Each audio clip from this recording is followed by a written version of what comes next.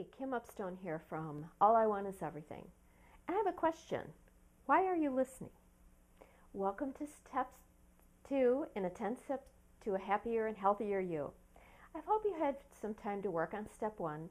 Listen to the quiet, relax, and feel that peaceful place within you. You may have found that it took a while to find that place. Maybe it's just been a long time since you focused upon it, but I'm certain it's there, and I hope you found it. It's always a useful tool to have awareness of stress ready for our everyday lives.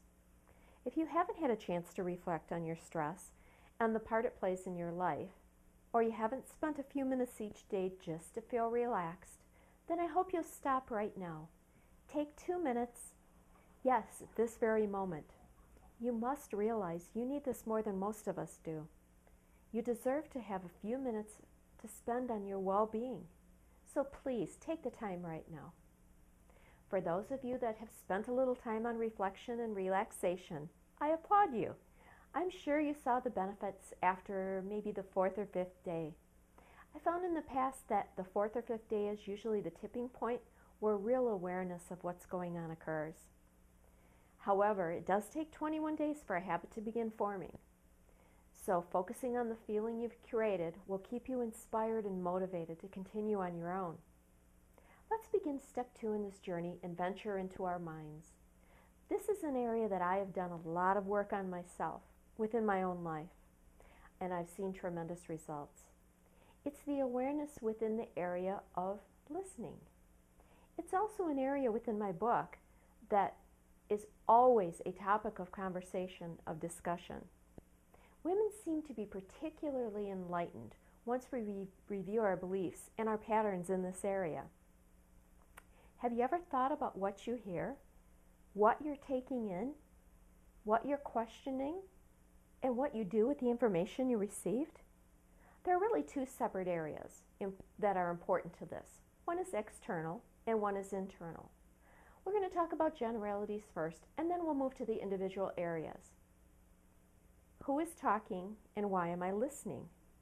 When's the last time you questioned the messenger?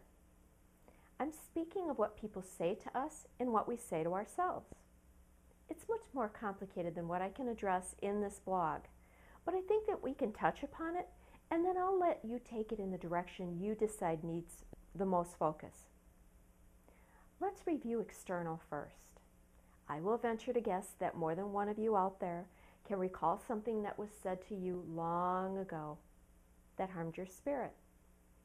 It could have been harsh words or criticism. Maybe they were said in anger or jealousy. Maybe they were spoken by a hurtful, unhappy person who just felt better having others being hurt and unhappy themselves. Have you thought about their motivation? Probably not. What you've done instead is carried the words with you for possibly years, believing them. Did you ever think to question the messenger? Did you ask yourself, what was the purpose in what they were saying? And should I have let it allow to take up space in my heart, my mind, and my spirit? Have I created something that is now bigger than it should have been? Would the person be shocked or maybe even delighted to know that they had such an impact upon me with just their words? I'm surprised at how often we allow words from others, people we don't admire and respect, to affect us. How often do we listen to what people say and take it in as if it's the truth? I have found a myriad of things said to me, and there were things within those that I needed to address.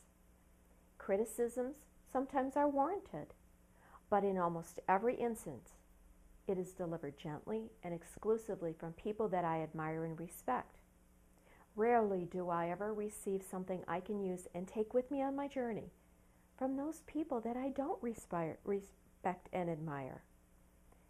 Those people don't care about me. They just want to find someone who will listen to what they're thinking. So why are we listening? Why are we not looking at the messenger? The brain cannot tell the difference between real and perceived. That distinction must be done by conscious thought. So why aren't we thinking?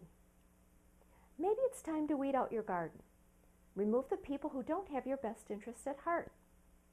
I understand you can't remove everyone who is unkind or uncaring, but what you can do is decide who is most important to listen to. It's a choice. It's another piece in the puzzle of your life, one that will enlighten you to the truth about individuals and make you think about who you'll choose to allow to impact you. The less you listen to the noise, the more you can hear your own voice speaking. And that brings up the second part, and that is our internal voice and what we say to ourselves. Many times it's much more painful and has much more of a cumulative, harmful effect than what others could ever say.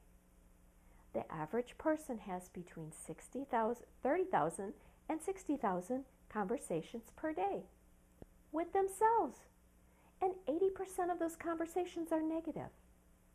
Thoughts are not facts. What we think about is not always the truth. So the reality is that we're allowing distortions and untruths to affect who we are and who we become. Again, I have to ask you, have you questioned the messenger? Have we taken time to look at what we're saying to ourselves and if it's really true? We understand that we become what we think about. What are you thinking about? Women in particular are gatherers. We gather lots of information. We take it all in and then we decide. So what happens is we take in all that's said externally and validate it by thinking about it internally, rationalize it in our mind, and then it must be true. We never get around to throwing out the trash. It's not easy to stop the cycle, but the beginning is to consciously question what's being said. The more you question, the easier it is to stop listening to others as well as yourself. I can tell you that after many, many years, I know with absolute clarity what other people think of me is none of my business, and what I think of other people is none of their business. The only person that really needs to like me is me. So make your focus to listen, but then interrupt your pattern by questioning what you've heard or what you're thinking. Try to stop the negative self-talk completely. Begin to clear out the old clutter in your mind by questioning the messenger, even if that messenger is you. Please keep in your thoughts this week an old African proverb: when there are no enemies within, the enemies outside cannot hurt you. So work this week to be aware of and make peace with yourself. Acknowledge the wonderful gift that you are. Not perfect, but we're still wonderful. Let's build upon the peaceful, stress-free foundation that we've begun to create.